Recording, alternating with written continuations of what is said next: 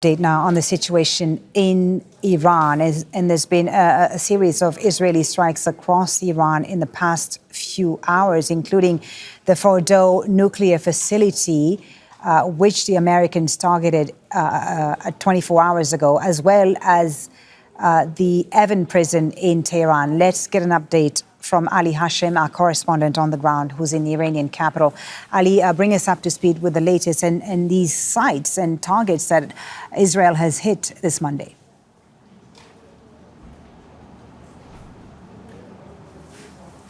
Well, Folly, we know now that, yes, there's a university that was hit, Shahid Beheshti University here in Tehran. Also, there is a building that hosts the Red Crescent, also in Tehran, in central Tehran, was hit.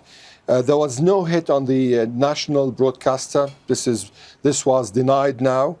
Also, another hit to the to the west of Tehran in Karaj, south of Tehran, Sharireh, and a drone attack on the entrance of the prison. Also, what we are hearing is that the attack on Fordow wasn't on the facility itself, rather on the road to the building. So this is, what we heard for now. This is the latest updates we have till this moment. But it's clear that today is one of the most massive days in Tehran since the beginning of this war. Massive airstrikes in different areas and also outside Tehran in cities like Kermanshah. Also, there are reports of an Israeli attack there. This is, of course, in parallel with the Iranian retaliation that we saw in Israel. Tell us more about the attack on the entrance of Evin prison. That is, of course, the prison where political prisoners are held in Iran. What's been the impact of that? Do we have any information about the whereabouts and the situation of prisoners inside the jail?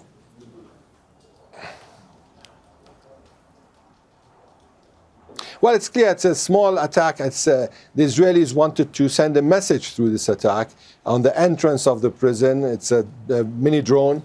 But the issue here is taking us towards what we've been talking about over the past days. It's not about a nuclear program. It's not about a ballistic program. It's mainly about collapsing the system. It's about a regime change. This is what the Israelis are after. At least this is from an Iranian perspective. This is how they're thinking. And actually, there are a lot of reports now confirming this direction by Prime Minister Netanyahu. And this morning, we heard President Trump talking about this issue also. Right. However, from Iran, the first response to this line came from former Foreign Minister Mohammad Javad Zarif, who said that this is just taking the United States towards another situation where it is being stuck in an Israeli plot. Let me just jump in and show our viewers the latest pictures that are coming to us right now from Moscow. And this is the Russian President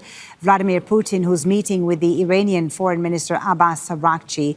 The diplomatic track, it seems, is ongoing.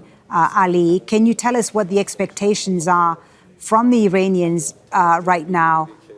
From Russia, when it comes to Russia, what are they expecting? Russia, of course, an Iranian ally. What are they expecting from the Russians?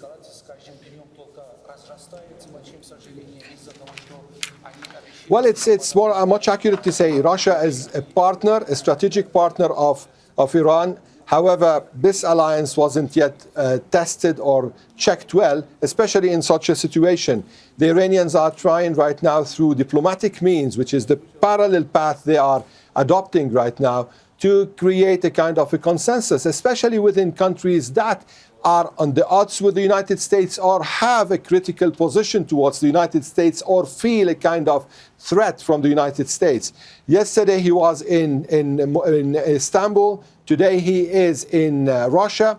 And the Russians actually also were showing a kind of concern. We read yesterday tweets by Medvedev, who was showing a lot of escalation in his approach, especially when it comes to nuclear weapons. Him saying that there are countries that are ready to provide Iran with warheads, nuclear warheads. So things are becoming quite global because there is a threat not only to Iran, it's a threat that is clearly on the world system. At least this is how some countries are regarding it and seeing it. Iran is trying to, as much as possible, to mobilize these stances and these countries on its own side, because on the other side there is a kind of a front that is being made between the Western states, Israel, and the United States. This is how the Iranians are seeing right now the confrontation. And that's why they're trying to move towards their partners, towards countries